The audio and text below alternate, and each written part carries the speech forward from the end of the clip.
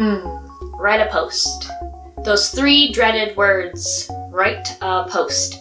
Suddenly you have no idea what to post, or what to say, or how to say it. You really start wondering whether or not those people out there are gonna get that funny joke, or if they might get offended.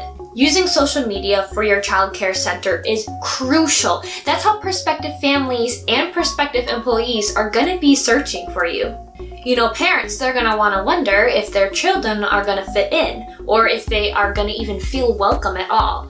That goes for teachers too. Teachers are gonna wanna feel like they belong there. And social media, it's more than just a billboard. It really is. It's a platform for you to connect with your audiences. Not only that, but it's also a great way for you to start a conversation. So how can we make this whole process so much easier? Well, we got a couple tips for you. First sentence friction. Name your post in a compelling way, or start that first sentence in a very interesting way. When people are scrolling through, you want to grab their attention and do something that stands out from everyone else. Tell your story. Make sure when you're telling your story that it's nice and short and to the point. You don't want to be too detailed. Keep it about 2 to 5 sentences. You want to keep it very relatable to your audience. Are your posts having a call to action?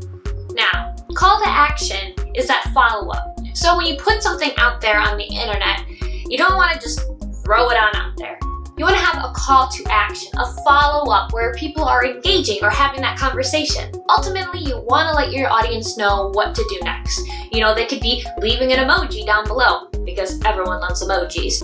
Or they could be just leaving a simple comment. One way that you can get people to comment is connect them with that post. So if you start off by telling a story about something that happened in your center, maybe that can relate to someone else out there and they'll feel more inclined to comment below. So if, let's say, something funny happened, like a little kid decided to tell a funny joke, maybe say something like, what's a funny thing you've heard in your center? So you just want your content to speak for itself. Simple spacing.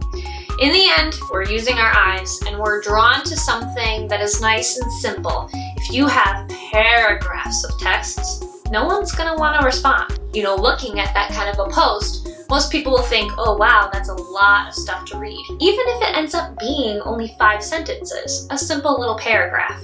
Make sure there is plenty of white space in between. That's more captivating for your audience. And back to the emojis. Sometimes emojis help in this case. If you really want to emphasize a point, use an emoji. But be careful. You don't want to be one of those people that overuse emojis. No one likes an overused emoji person. Pictures. Pictures are very powerful. They can speak a million words just in a simple photograph. So, always include a photo if you can. Are you creating curiosity with your posts?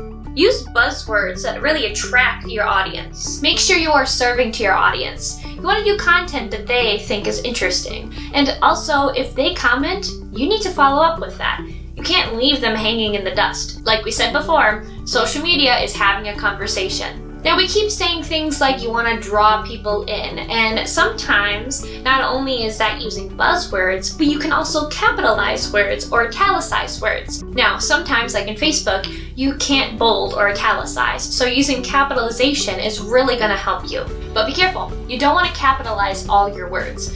Sometimes people associate that with yelling.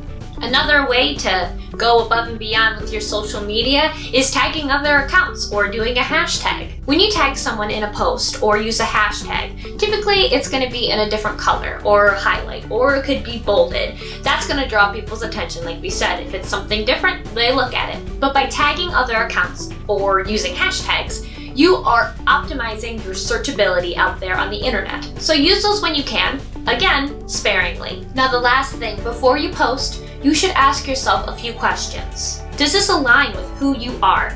This is going to be your mission statement and your values. Is this opening up a conversation? Will this create a community or make people feel like they're a part of something? And is it ultimately representing your business well? Okay, so next time you see those 3 words, write a post. Don't be discouraged. Don't feel overwhelmed. Use those tips to help you out. But if that still feels like it's overwhelming you, go ahead and take advantage of our social media 365 guide. That's right.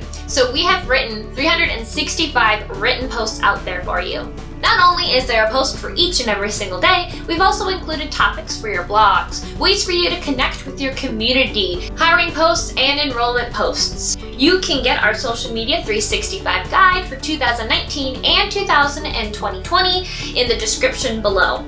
Now, before you leave, go ahead, leave a like below for this video and subscribe to our channel. We'll see you next time.